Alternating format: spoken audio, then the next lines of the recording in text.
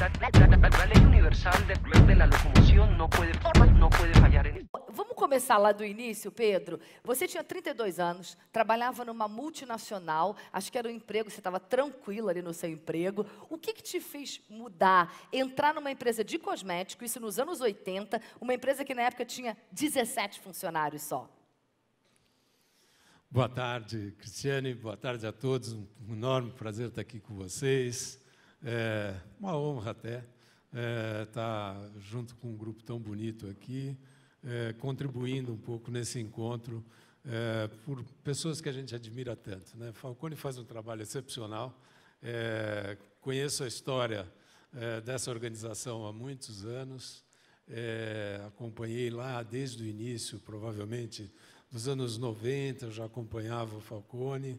E tem uma coisa que eu quero confessar ao professor, que eu nunca tive a oportunidade de dizer, num encontro informal que eu estive com ele, falando a respeito de processos, melhoria da gestão, essas coisas que a gente fala sempre na empresa. Ele me deu uma dica preciosa que está nos servindo até hoje. E não era uma consultoria, viu, professor? Era uma conversa informal, foi muito agradável. Ele me disse... Não precisou nem pagar pela dica? Não precisei pagar pela dica, mas estou devendo muito para ele. Ele falou, preste muita atenção na relação que as suas consultoras têm com seus consumidores finais. E, já na época, eu imagino que nós éramos um grupo que tinha 1 milhão de consultoras. E eu não entendia direito o que o professor estava falando. Como é que eu vou tratar da relação de 1 milhão de pessoas com os consumidores finais? E aquilo ficou comigo, martelando, e hoje a revolução da tecnologia nos ajuda bastante a melhorar e introduzir qualidade nessa relação, que é uma das preocupações da Natura. Bom, deixa eu refazer um pouquinho a minha história, que a Cristiane já falou da Natura. Eu tenho muita honra de ter minha biografia profissional ligada à Natura. Eu me tornei um empreendedor, não porque eu tinha decisão de empreender, eu simplesmente trabalhava nessa multinacional e olhava o plano de carreira, olhava o que me fazia o meu chefe, e eu falei, eu acho que eu não quero isso. Eu acho que eu quero fazer uma outra coisa.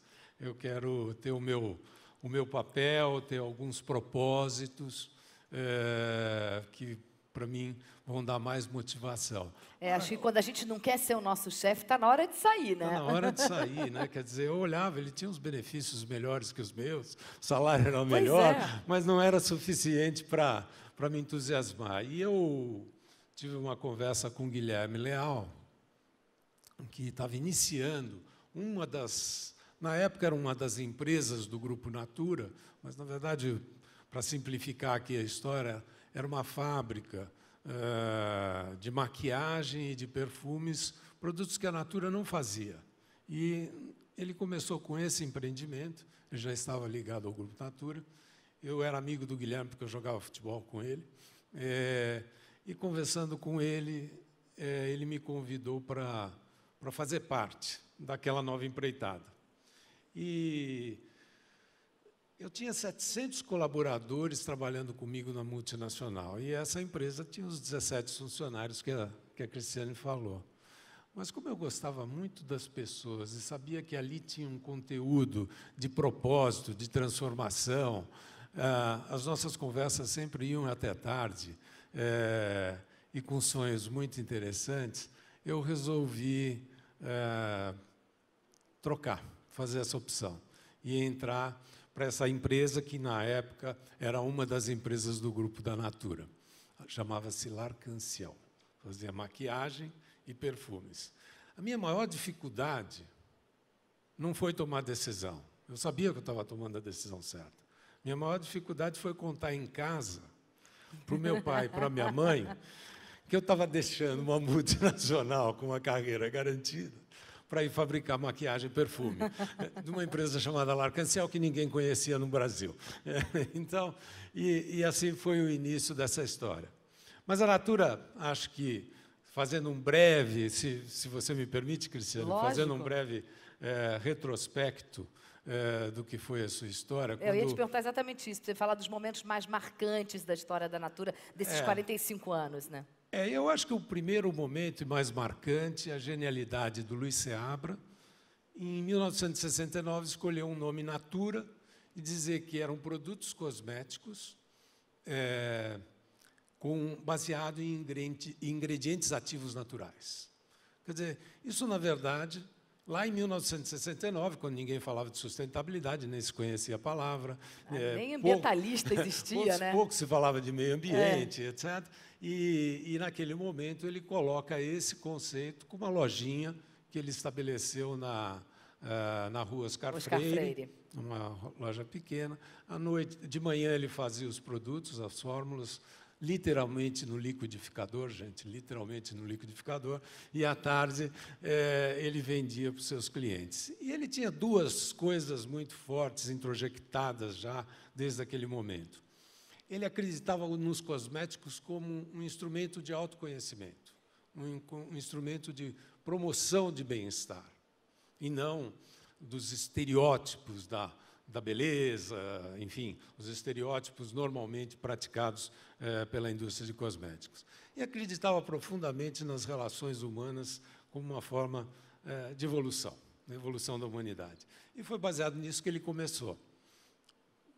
Vida dura, muita dificuldade, o capital inicial era o equivalente de um Fusca da época, e foi tocando a vida.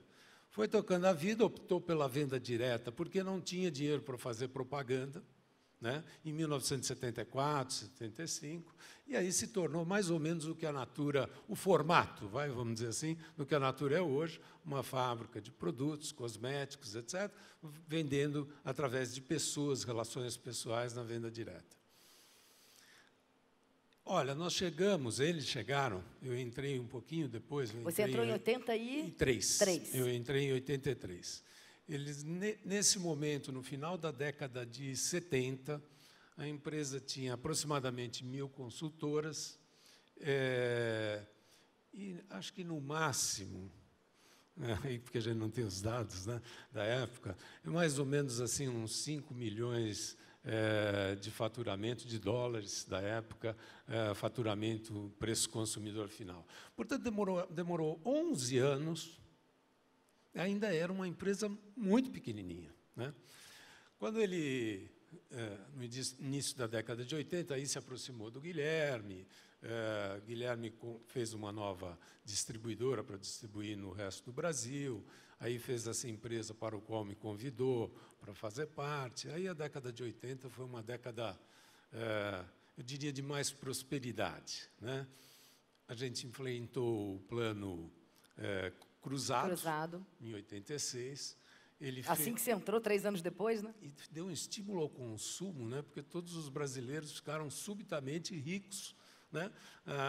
Mais ou menos o dólar era uma relação boa para o Brasil, e efetivamente teve um impulso na empresa, e nós crescemos já para uma empresa, eu diria, de umas 30.000 consultoras, etc., no final da década de 80, mas já tinha um relativo tamanho. Fizemos uma fusão das 5 empresas que éramos na época, no início da década de 90. E vocês se lembram, né? Década de 90, vocês são muito jovens, uma parte aqui. Acho que eles não se lembram. Na década de 90, a inflação era quase 80%, 40% ao mês. Era um número bastante confuso acompanhar a economia brasileira. O clima institucional do país era ruim, porque em 92, lembra, nós tivemos o impeachment do presidente Collor, então o ambiente político era complicado. E acho que foi o primeiro ano que nós tivemos um prejuízo operacional. Quer dizer, vocês vinham muito bem da década de 80, um crescimento impressionante, né? Quando você entrou, tinham 17 funcionários. No final da década de 80, você disse que tinham 30 mil. 30 mil, é um absurdo, né? O crescimento. E aí deram de cara com a Era Collor. Aí demos de cara com a Era Collor, que tinha todos esses problemas macro do país.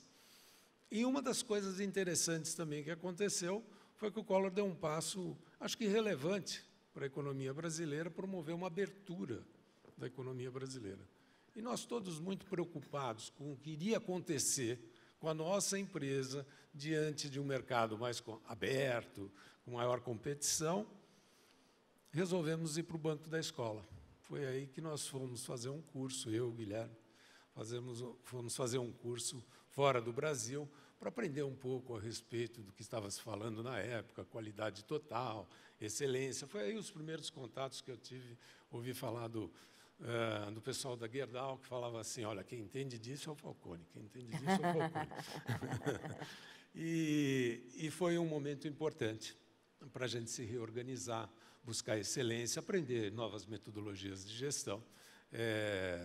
Aí veio, em 94, o Plano Real, que também foi um impulso bastante importante. E com a empresa já mais preparada, nós chegamos, em 98, ganhando um reconhecimento importante para nós naquela época, que foi a empresa do ano da Exame, né? Foi uma história bonita. Um momento marcante da década de 90 foi que, em 92, no meio daquela confusão toda, nós nos recolhemos para reconstruir a visão institucional, a visão que a gente tinha a respeito da empresa. O que a gente queria ser no futuro. E a gente se reescreveu a nossa razão de ser, que era promover o bem-estar e o estar bem das pessoas, bem-estar a relação de você consigo mesmo, estar bem a tua relação com o outro. Então, essa é a nossa razão de existência. E 6 crenças básicas. A crença na interdependência de tudo na vida, das relações, a importância das relações e a interdependência de todas as coisas. A segunda crença, a crença na verdade, como uma forma de aperfeiçoamento. A terceira, a crença que a diversidade das partes enriquece o todo. A quarta, o aperfeiçoamento contínuo, é sempre possível melhorar. A quinta, muito específica do setor da beleza, que a beleza tem que ser livre de manipulações, de estereótipos, e que isso deu muito margem para a manga na década de 90, essa discussão. E a última é que a perenidade da empresa está ligada ao papel que ela faz na sociedade, né? E foi isso que nos ajudou a transitar nesse país confuso, naquela época muito mais, e nos levar para a década, para o final dessa década, aí sim, com uma expressão, um tamanho um pouco maior, os 500 milhões de dólares, os números eu não tenho aqui precisos, já umas 180 mil consultoras revendendo os nossos produtos em todo o Brasil. Então, foi uma década que nós terminamos muito bem.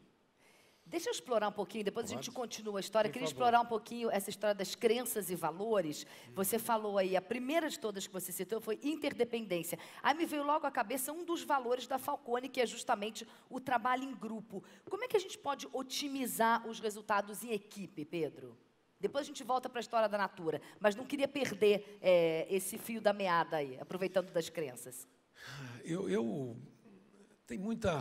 Tem muitas fórmulas, né? Quer dizer, tem muitas direções e coisas importantes, mas o trabalho em equipe, eu acho que ele se dá pela ligação através dos propósitos.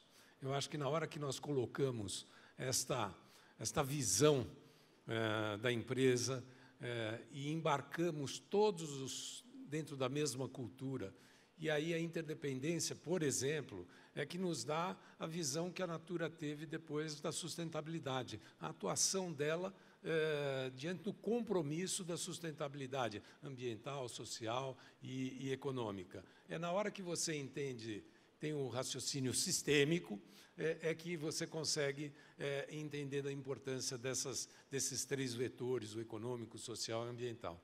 Então, eu acho que o trabalho em equipe a gente consegue, a rigor, na hora que a gente tem valores e propósitos em comum. A Natura ela é reconhecida por atuação no uso da biodiversidade. Queria explorar um pouquinho isso. Você falou aí de algumas dificuldades que vocês tiveram no meio do caminho. É óbvio que dentro desse assunto houve caminhos que foram difíceis. Eu queria que você destacasse para a gente os principais obstáculos enfrentados por vocês nesses 45 anos em relação a isso. Falar um pouquinho de biodiversidade, de sustentabilidade. Acho que as pessoas, o brasileiro, ela associa isso imediatamente à Natura, né? Essa foi uma historinha gostosa de contar. Essa é uma historinha gostosa de contar. Em 1997, depois de uma fase de expansão, estava tudo indo muito bem, nós ficamos preocupados que não íamos conseguir concorrer com as grandes multinacionais, que tinham muito investimento em pesquisa, tecnologia, moléculas muito sofisticadas, etc. E fizemos um roadshow, tentando fazer parceria estratégica com os principais players, principais companhias do mundo, né? E fomos lá mostrar a nossa história, a Natura, etc., então, para os principais. Mas, no final do dia, todos eles, na verdade, queriam comprar a Natura, não queriam fazer uma parceria estratégica com a Natura. E eu me lembro muito bem que nós estávamos num restaurante em Nova York, depois desse roadshow, depois de recusar 2 propostas de venda da companhia, nós falamos, nós vamos seguir o nosso caminho do nosso jeito, pela nossa própria tecnologia. E aí que um vice-presidente nosso, de origem francesa, falou, por que vocês não aprofundam o uso da biodiversidade brasileira como plataforma tecnológica? Gente, aquilo foi uma revolução dentro da empresa, uma revolução. Porque... E é muito louco ter que vir alguém de fora com outro olhar, né, um francês, para conseguir perceber. Exatamente. E que olha o Brasil de um outro jeito, e olha essa riqueza maravilhosa, e colocou aquilo. Aí tudo fica fácil daí para frente, né? Porque a gente fala, é óbvio. Mais ou menos também, né? Porque tem... É óbvio, nós temos Natura no nome, nós somos de origem brasileira com muita honra, então vamos nos apropriar dessa possibilidade de usar a biodiversidade brasileira como plataforma. E foi uma loucura, porque os nossos pesquisadores que estavam acostumados com os fornecedores tradicionais, começaram a ir para as comunidades ribeirinhas, visitar o Rio Amazonas, entender essas comunidades extrativistas. E aí vem os nomes, né, camu-camu, muru-muru, a castanha não sei de onde, etc., andiroba e tal, e todos os nossos produtos começaram a ter esta personalidade. E isso também nos ajudou muito, no sentido de tornar a empresa mais reconhecida internacionalmente. Quer dizer, facilitou o nosso caminho para a internacionalização.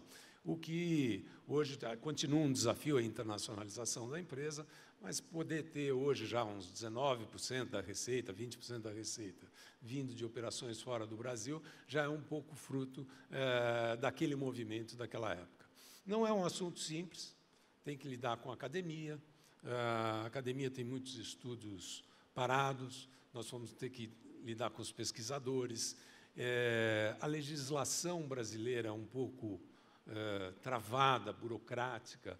Vocês não sabem, mas mesmo para uma universidade brasileira ou o Jardim Botânico do Rio fazer uma pesquisa sobre uma planta na Amazônia, eles precisam de uma autorização prévia. Então, tem um monte de complicações. Mas nós nos lançamos nessa daí e valeu muito a pena. E toda a equipe vibra a fazer uma coisa diferenciada, uma coisa que traz um pouco das características da empresa.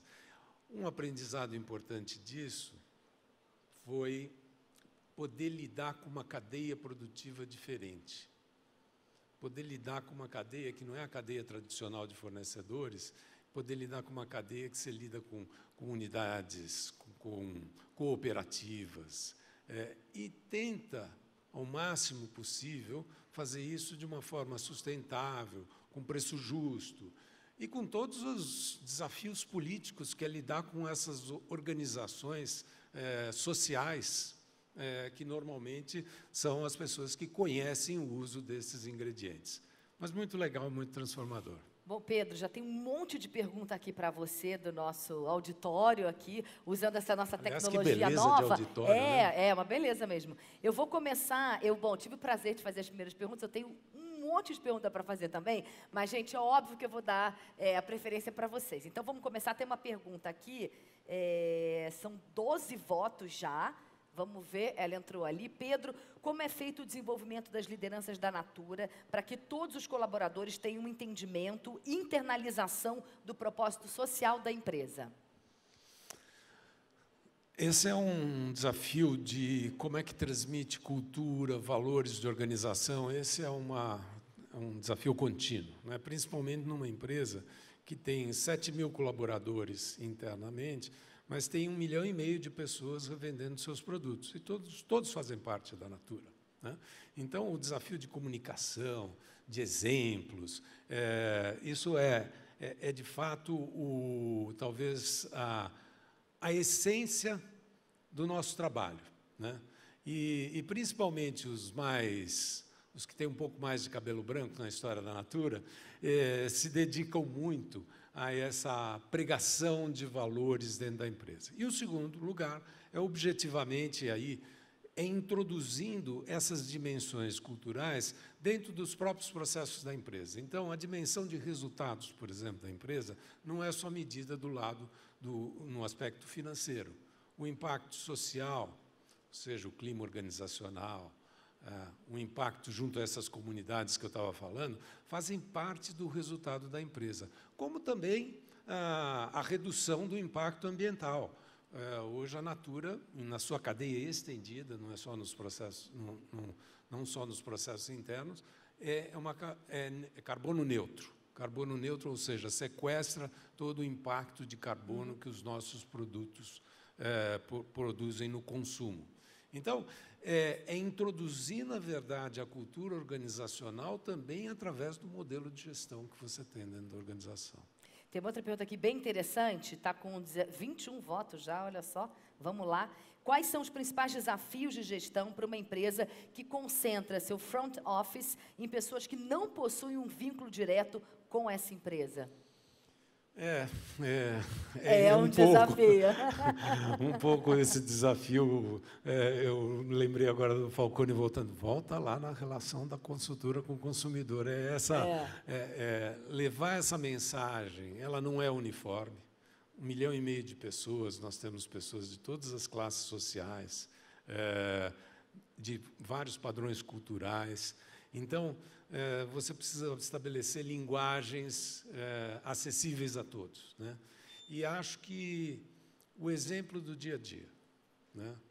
Quando um produto carrega um conceito, então eu faço uma linha de produtos para mãe e filho que comemora a relação mãe e filho, ou quando eu faço a linha Ecos, que traz os ingredientes da biodiversidade, ou a linha de skincare, que não fala de anti-envelhecimento, mas fala de atenuar os sinais do tempo.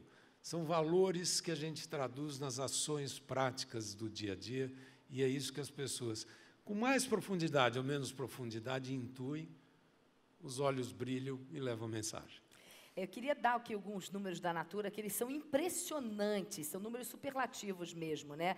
Você falou aqui das pessoas, das consultoras da Natura, né, que saem às ruas, 1 milhão, mais de 1,5 milhão, 1.600.000, né? 1.600.000, hoje em dia não dá 1.600.000, porque tem homem também, né? Tem mais mulher, muito mais mulher do que homem, mas também tem homem. E tem outros números que são impressionantes. 7.000 colaboradores trabalham em parceria com 5.000 fornecedores e terceiros, 32 comunidades agroextrativistas, os produtos alcançam 100 milhões de consumidores e significa 6 em cada 10 lares brasileiros. É impressionante mesmo. Quer dizer, como falar para toda essa gente, Pedro?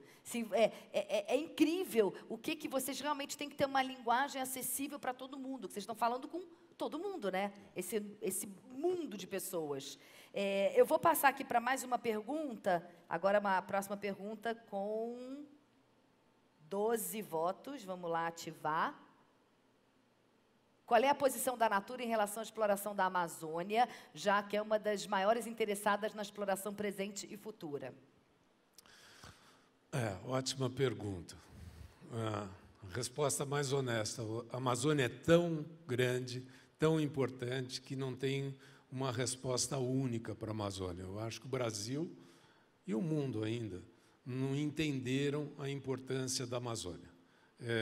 Nós temos um projeto que chama Projeto Amazônia, que é um projeto de investimento na área, mas um investimento que procura um outro modelo de desenvolvimento que não é o modelo tradicional de instalação de indústrias, de uma forma agressiva ao meio ambiente. Eu acho que nós precisamos preservar a Amazônia, por outro lado, trazendo conteúdo econômico para aquela região. Então, nós estamos investindo numa frente em pesquisa, chama NINA, que é o Natura Inovação na Amazônia. Temos uma frente de pesquisa na Amazônia. Estamos tentando agregar valor em algumas cadeias de produção, por exemplo, os óleos que a gente extrai da Amazônia para fazer sabonetes. Nós estamos procurando levar algum processo de transformação para lá, então nós temos uma indústria em Benevides, que é ao lado de Belém, para produzir. Isso gera emprego, valor, treinamento, capacitação de mão de obra. E muita promoção das organizações sociais de educação para que a gente possa entender melhor a Amazônia. Quando a gente... não quero trazer o desafio climático aqui, mas a Amazônia tem um papel importantíssimo no mundo, talvez do jeito que ela está. Se ela se tornar parecida com São Paulo, talvez nós tenhamos um grande problema. Não, pelo amor de Deus, né? Com certeza. Vamos aqui para mais uma pergunta. Com 11 votos, essa pergunta é boa. Qual é o sonho grande da Natura? O sonho grande é continuar correndo, perseguindo a nossa missão de promoção dessa empresa que promove o bem-estar, a relação das pessoas e que confia que é possível ser um agente de transformação. Nós nos habituamos, ao lidar com uma quantidade muito grande de pessoas e termos de nos comunicar com uma quantidade muito grande de pessoas, que a gente tem um papel, enquanto empresa, de promover o desenvolvimento econômico das pessoas, mas também de despertar para novas consciências. A consciência social, a consciência ambiental, a cidadania, o voto consciente, que nós estávamos falando aqui antes de começar. Quer dizer, acho que é continuar sendo um agente de transformação e conectado com as demandas do século XXI. Né? Um empresário bom não se conecta com as demandas do passado, se conecta com as demandas do futuro. Bom, vamos falar de política um pouco mais para frente, porque eu não posso deixar de aproveitar você aqui para a gente falar um pouco mais para frente do cenário político, o que vem por aí. Mas queria fazer uma pergunta antes. Que empresa brasileira você, Pedro, considera um exemplo a ser seguido do ponto de vista de gestão? Nessa casa aqui tem várias, provavelmente todos os clientes do Falcone. Mas eu queria dar 2 exemplos, já me desculpando com todos os outros que eu não vou citar, mas 2 grupos empresariais que acreditam na gestão de uma maneira muito forte. E acreditam na gestão para a empresa e para o país. Jorge Gerdau, minha Gerdau, que trabalho belíssimo,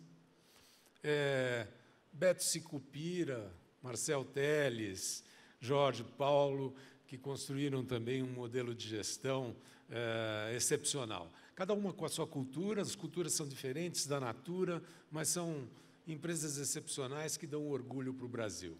E, obviamente, aí nós teríamos outras centenas de empresas para dizer. O Brasil tem boas empresas. O Brasil precisa perder a timidez.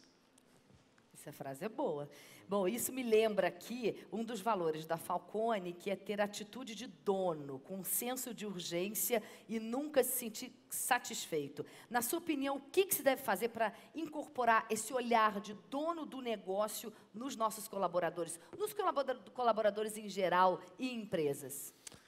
Então, um pouco eu volto a compartilhar valores comuns, eu acho que é super importante. E, segundo, evitar que as organizações se tornem pesadas e burocráticas. As organizações crescem e tiram o senso de autoridade, a autonomia das pessoas e acabam ficando pesadas, burocráticas, e aí é difícil desenvolver essa autoridade, essa capacidade de se envolver. Então, eu me lembro da empresa pequena e do prazer que eu tinha de poder mexer alguns parafusinhos lá e as coisas andarem, né? E o senso de responsabilidade que eu tinha. Então, essa distribuição, essa delegação, esse desdobramento que a gente faz nas organizações, que muitas vezes não é bem cuidado, pode ser transformador para dar para cada pessoa, mais simples que seja, aquele senso de pertencimento e de autoridade.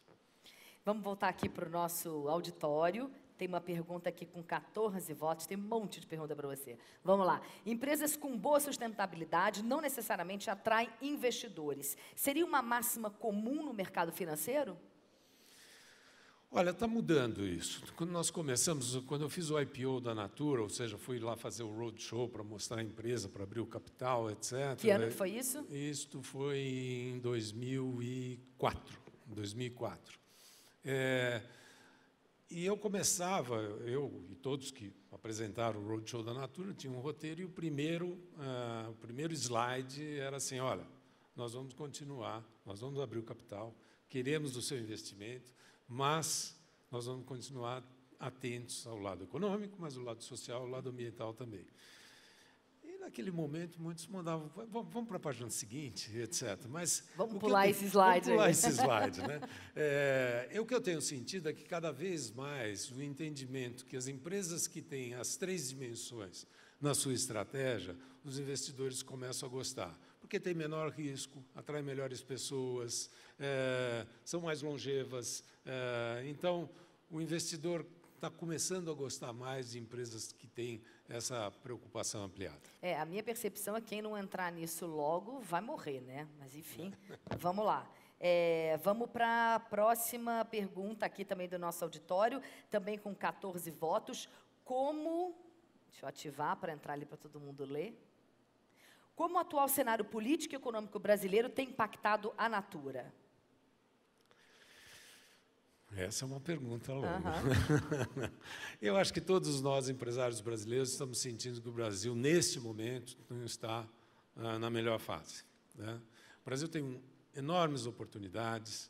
Eu sou otimista, olhando para o Brasil de longo prazo, mas acho que a gente precisa retomar uma direção do país de maior inserção internacional, de maior exposição, um país que está um pouco retraído, muito voltado para dentro, né? Isso tem impactado, sim, a perspectiva de valor de todas as empresas no Brasil.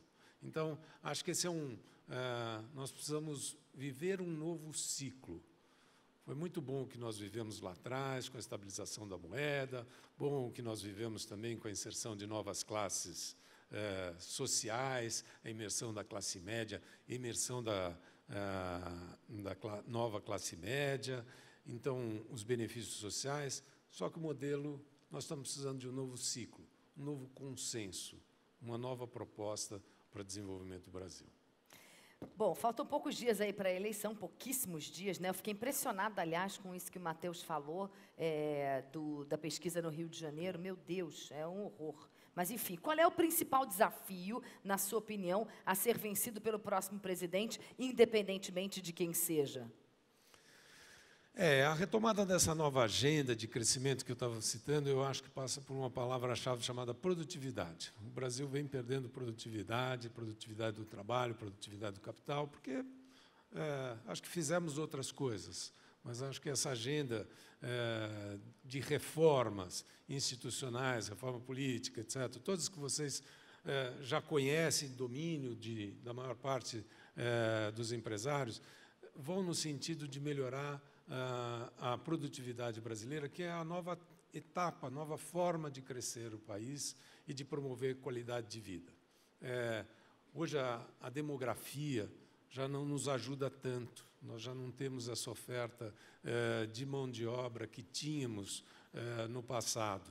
Então, nós precisamos retomar o ciclo de investimentos para tornar as nossas empresas, o nosso país, a nossa infraestrutura mais eficiente, para nos inserirmos gradativamente, porém de forma determinada, no mercado internacional. Não adianta o Brasil ficar olhando só para as suas fronteiras. Eu fico muito feliz quando eu vejo Falcone se internacionalizando. Eu fico muito feliz quando eu vejo os esforços de alguns presentes aqui de se internacionalizar. O Brasil precisa estar inserido no mercado global.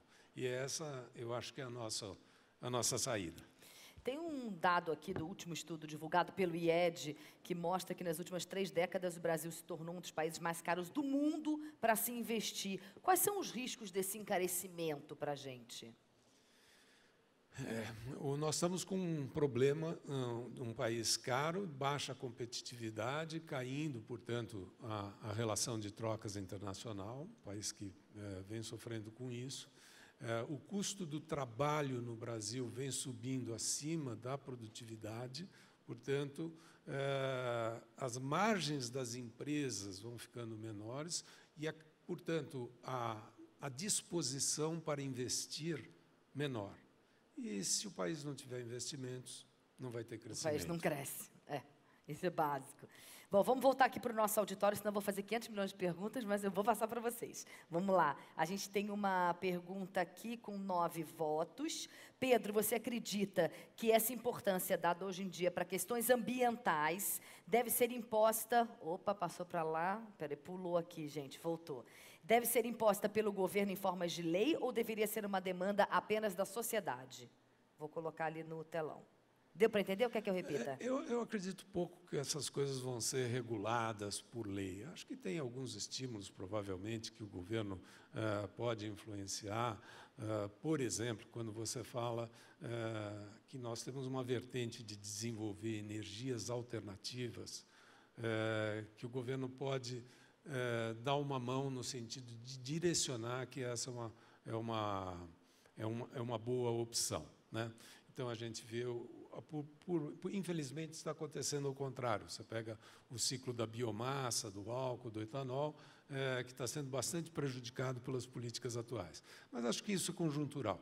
Acho que o Brasil e o governo pode dar direções corretas para a área ambiental. Mas acho que é muito pouco, menos por regulação de obrigatoriedade legal nas empresas. A sociedade vai fazer um papel de cobrar das empresas a postura correta, comprar os produtos corretos, comprar os produtos que têm o menor impacto ambiental, mudar o estilo de mobilidade urbana. Eu acho que essa transformação vem acontecendo, e eu acho que a educação é o grande acelerador desse processo. Sem dúvida, a educação é fundamental. Vamos para mais uma aqui. Você já falou um pouco, mas talvez possa desenvolver um pouco mais esse assunto. Quais são os principais desafios internos e externos que a Natura enfrenta hoje? Acho que o desafio é continuar se internacionalizando. Não é um desafio simples para todas as empresas, mas acho que é um dos desafios importantes. Acho que tornar-se cada vez mais uma empresa que embarca tecnologia de informação no seu modelo de negócios, no seu canal de distribuição, para dar uma melhor experiência de compra ao consumidor, desenvolver alternativas de canais de distribuição. Hoje, a maior parte dos consumidores exige conveniência num determinado momento, mas exige experiência num outro momento. Então, oferecer novas formas de chegar ao consumidor é um desafio de transformação também importante. E acho que formar líderes que compartilhem os valores da empresa. Como formar líderes que compartilhem os valores da empresa? Acho que exemplo do dia a dia, né? É estar junto das pessoas, é efetivamente reconhecer as atitudes que representam a cultura da empresa. Porque é muito fácil reconhecer resultados, mas nem sempre é fácil reconhecer atitudes, valores em cada uma das pessoas. Então, acho que nessa casa aqui, eu acho que eu posso lançar o desafio, nos ajudem a aprimorar a gestão no sentido de identificar líderes que compartilhem valores. Tem mais uma pergunta aqui do nosso público. Como conseguir o engajamento? Aqui eles estão falando de 30 mil consultoras à distância, mas, na verdade, 1.600.000, né? É bem mais. Então, como conseguir o engajamento de todas essas consultoras à distância? Um pouco eu já falei de compartilhar, comunicação, etc. e tal, mas, fundamentalmente, tratando as pessoas com respeito. Respeito de pessoas, não tratando só como uma pessoa que compra e revende os seus produtos. Então, eu acho que essa proximidade é fundamental. E acho que a tecnologia hoje, apesar de, às vezes, a tecnologia parecer fria, distante, mas ela pode aproximar em termos de relações. Ela pode facilitar o contato. Portanto, pode ser um caminho desafiador. É sempre desafiador, né, gente? Lidar com 1,5 milhão de pessoas, ou 1 milhão, ou 500 mil, ou 50 mil, é sempre desafiador. Então, eu acho que a gente tem que continuar investindo nesse caminho, mas o exemplo do dia a dia sempre é bom. Você falou já de algumas dificuldades, mas tem uma pergunta aqui com 6 votos. Qual foi o seu maior erro na sua carreira e o que você aprendeu com ele? Foi ter tentado a multinacional antes da Natura. Eu acho que teve... Eu já cometi vários erros, até porque... até acredito que, muitas vezes, é cometendo os erros que a gente vai aprendendo... Acertando e aprendendo com eles. Acertando o que fazer. Não saberia não me lembraria agora de um erro em especial, apesar de reconhecer de antemão que foram vários. Vamos aqui para mais um. Peraí, tem que... Vamos para o próximo, que tem com 5 votos. Qual o próximo grande desafio da Natura? Então, eu acho que é continuar uma empresa com esses propósitos, uma empresa leve, com muito empreendedor dentro da própria empresa e que leve essa mensagem da Natura para outras geografias. Eu acho que a internacionalização talvez seja o maior desafio estratégico da empresa, né? Formando gente legal, um ambiente de trabalho legal. Vamos para o próximo. Como é que a Natura promove a inovação? Esse é um tema que a gente lida com bastante frequência, até porque o nosso setor demanda muito inovação. Sim. Eu vou dar um número aproximado. Mais ou menos 65% da nossa receita vem de produtos lançados nos últimos 2 anos. Então, mais ou menos, a gente tem um nível de lançamento de 250, 300 produtos por ano. Então, você precisa ter, por um lado, muito processo, porque isso é uma geração contínua de novas ideias. Por outro lado, você precisa promover um ambiente onde as pessoas arriscam, onde as pessoas se expõem, onde as pessoas podem errar. E não tem muita fórmula mágica, gente. Atenção a essa dimensão da inovação, muito processo de visitar o assunto, de tentar descobrir novas tecnologias, de conversar, rede aberta com universidades, com parceiros no mundo inteiro, mas criar o ambiente propício para que as pessoas possam tomar risco e se expor. Eu acho que é assim que a gente faz. Tenta fazer. Vamos aqui para a próxima pergunta.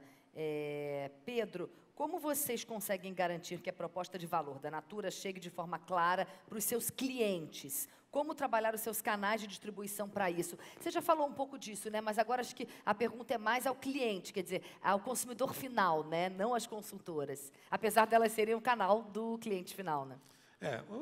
A gente usa os instrumentos de marketing, pesquisas, a gente tem relacionamento, a internet facilita muito hoje você segmentar grupos de clientes, grupos de consultoras que chegam aos seus clientes. O Brasil é um país com diferenças regionais que são importantes de ser entendidas, a logística muito diferente, então o nível de serviço nem sempre é homogêneo ao longo do Brasil. Chegar lá numa ilha, no meio do rio Amazonas, e chegam os nossos produtos, porque a penetração é muito alta. Então, entender esse consumidor precisa de uma atenção contínua. Agora, a melhor fonte de informação é a nossa própria força de vendas, as nossas próprias consultoras trazendo a informação do que o cliente está lendo, entendendo, gostando, e a gente usa muito esse canal e procura mantê-lo sempre aberto. Acho que é a melhor forma de dar as respostas que os clientes precisam. Vocês ouvem muito feedback das consultoras em relação ao que os clientes falam? Muito, muito. Até porque talvez uma parte importante da nossa estratégia é considerar as consultoras clientes.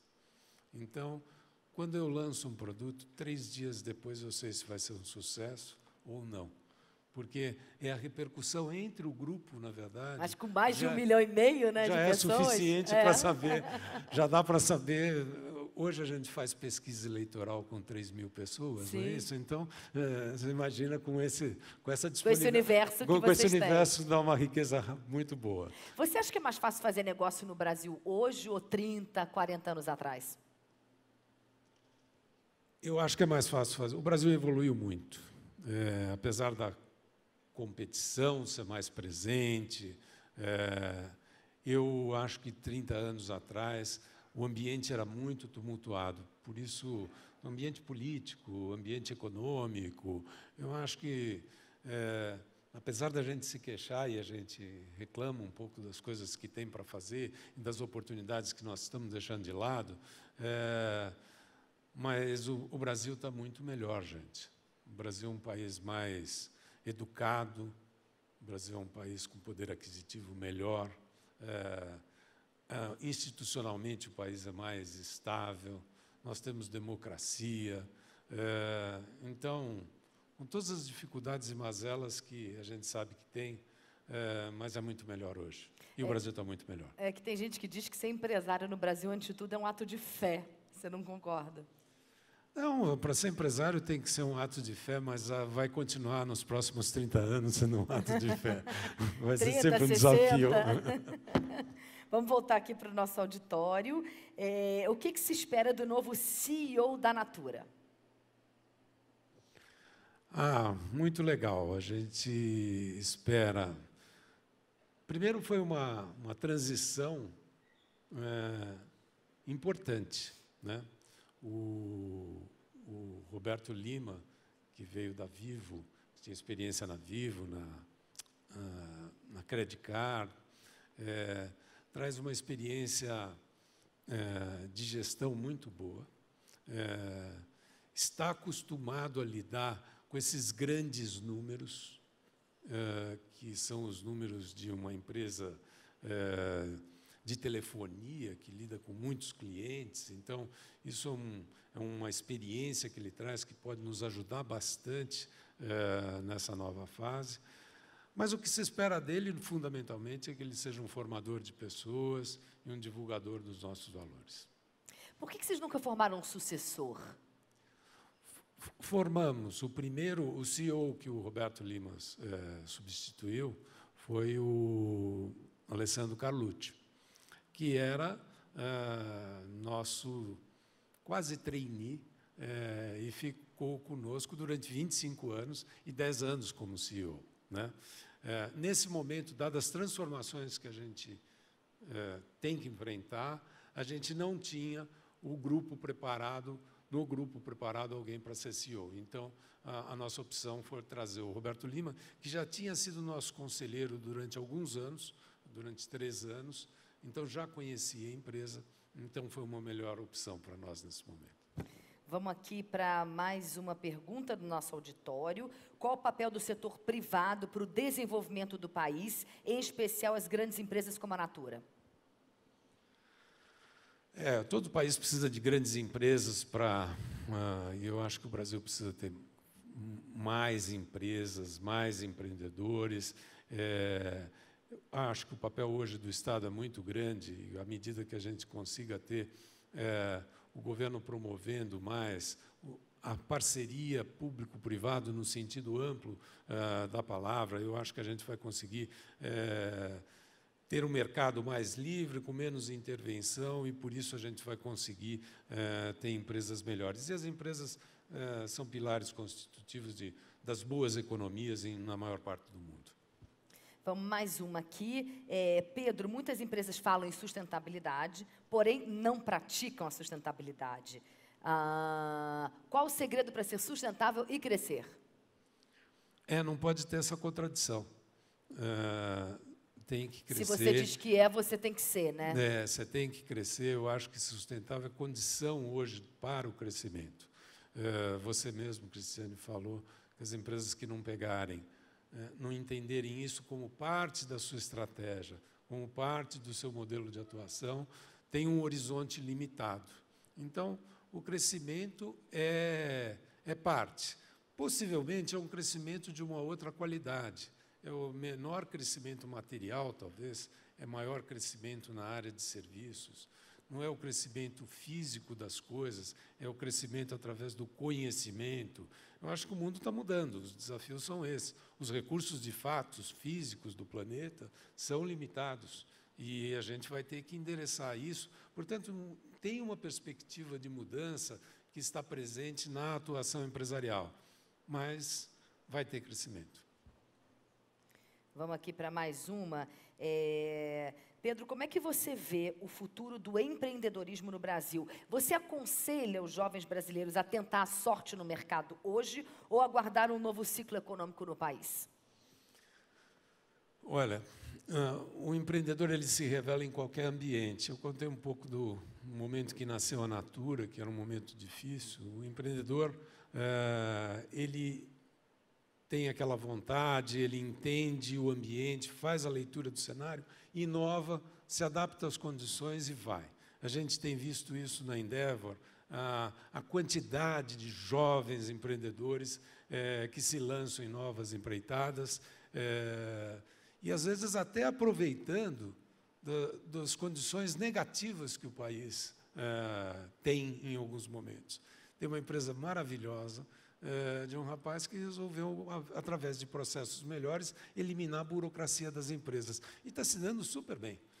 Está se dando super bem. Então, o empreendedor se revela em todos os ambientes. Óbvio que em alguns países você tem mais fomento, algum recurso, algumas facilidades, e pode revelar até mais empreendedores.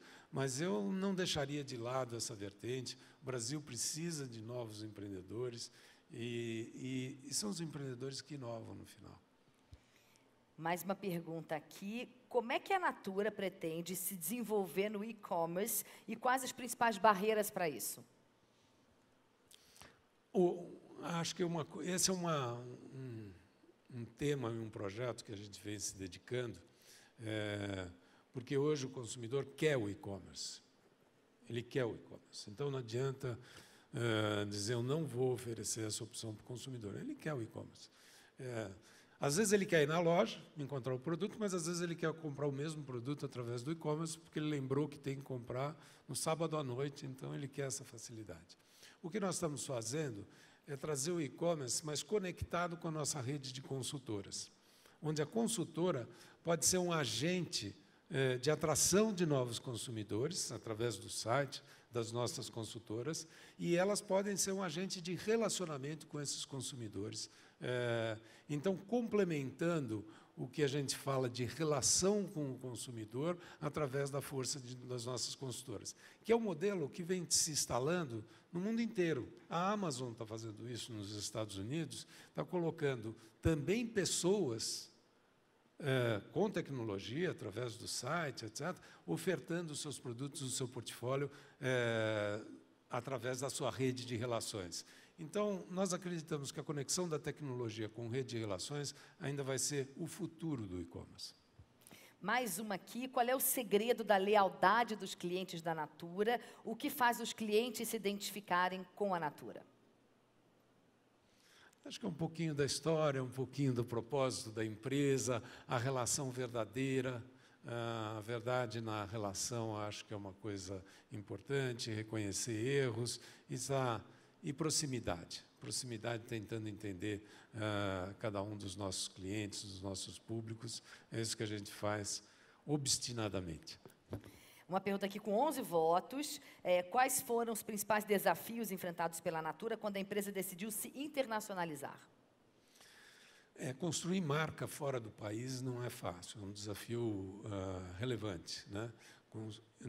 E principalmente o nosso processo de internacionalização foi orgânico, não foi comprando novas empresas. Então, isso exige um investimento na construção da marca. E esse é o maior desafio para uma empresa de consumo. O Brasil tem poucas empresas de consumo, ou seja, marcas brasileiras internacionalizadas ainda, porque nós não temos a tradição, temos outras áreas onde o Brasil tem empresas internacionais, mas marcas brasileiras são poucos de consumo, por isso demanda um grande investimento na construção de marca. Na América Latina, depois de alguns anos, com algumas experiências boas e outras nem tanto, mas hoje a gente tem um crescimento muito acelerado porque a marca ganhou tração. Então, a Natura já é bem conhecida na maior parte dos países onde a gente opera. Isso ganha velocidade numa marca de consumo. Mas tem um desafio pela frente, que são outras geografias. Mais uma aqui que já está com 9 votos. Falando em internacionalização, qual o mercado mais interessante que vocês visualizam hoje? Eu acho que tem dois tipos de mercados importantes. Os mercados maduros, Europa, Estados Unidos, que são mercados importantes e que a gente deve descobrir o jeito de estar. Acho que a tecnologia pode nos ajudar, novos canais, novos modelos de distribuição devem existir, devem ser adotados por nós. Mas também eu queria dizer que na Ásia tem vários países emergentes onde o próprio modelo da venda direta que a gente tem no Brasil faz muito sentido. Esse movimento que já aconteceu no Brasil há algumas décadas de uma maior inserção da mulher no mercado de trabalho, na complementação de rendas, está acontecendo em outras regiões do mundo. E eu acho que aí também temos boas oportunidades. Então, talvez a gente tenha que dividir em duas regiões. Países emergentes, onde o modelo de venda direta pode ser muito interessante, e mercados mais maduros, onde talvez o varejo tradicional, a internet, etc., a tecnologia, pode fazer mais sentido. A China é ameaça ou oportunidade? Pergunta também do nosso auditório. Acho que as duas, né?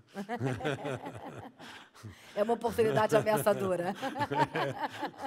Acho que as duas. Acho que o produto chinês está chegando no mundo, né? É um grande competidor, mas a China também é uma grande oportunidade para o mercado que pode representar, né?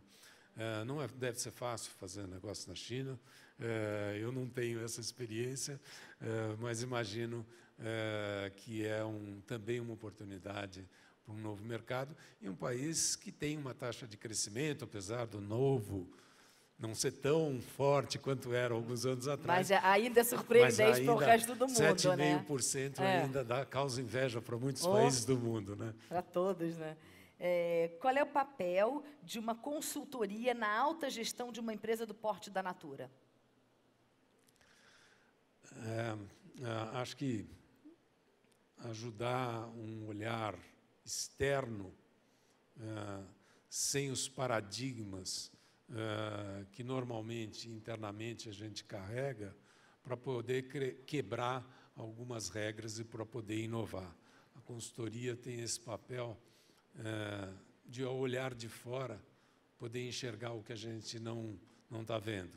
Eu vou rememorar o exemplo do nosso vice-presidente, de origem francesa, que viu na biodiversidade uma oportunidade para a gente. Acho que a consultoria tem esse papel. Não, nosso tempo acabou, que pena, podia ficar aqui até a hora do Jornal da Globo com você. Mas deixa eu fazer uma pergunta aqui. O Jornal da Globo hoje vai ser quente também. Vamos lá. Você disse que a Natura está com um grande desafio no processo de internacionalização. A Falcone também está vivendo esse processo recentemente. Quais são os maiores obstáculos? É essa percepção, construção de marca, construção de reputação, porque eu acho que, de uma forma diferente, seja um produto de consumo, mas seja um serviço como a Falcone, uma consultoria, precisa da confiança do consumidor. E isso é uma conquista que, às vezes, demora um pouco de tempo e precisa ter os nossos consumidores ou os nossos clientes fazendo propaganda da nossa marca, da marca do Falcone também. Bom, a gente tem ainda muitas perguntas aqui. Eu juro, eu poderia ficar aqui horas, mas não dá, né? Eu tenho que obedecer o horário. Eu queria que você terminasse essa conversa com a gente, me dizendo qual conselho que você daria para os jovens da Falcone que estão presentes aqui hoje e que estão acompanhando a gente também virtualmente, né? Bom, jovens do Brasil, jovens que estão fora, eu acho que precisa ter muita confiança no futuro, precisa ter essa vontade de fazer o que gosta. Minha decisão, eu não falei do meu erro, mas talvez a decisão mais acertada que eu tomei foi largar num determinado momento uma coisa que eu estava fazendo. E que você estava numa zona de conforto. Que eu estava numa zona de conforto, que eu tinha uma perspectiva bastante razoável pela frente, para realmente buscar um desafio, um propósito, uma coisa que eu queria, que daria mais sentido para a minha vida. Eu acho que esse é o conselho que eu dou para vocês. As outras coisas vão se resolver. As outras coisas, a realização profissional, a perspectiva de carreira, etc., essas coisas se resolvem. O importante é vocês estarem bem onde vocês estão, se integrando, se entregando totalmente. Para mim, esse é o melhor conselho que eu posso dar. La ley universal de la locomoción no puede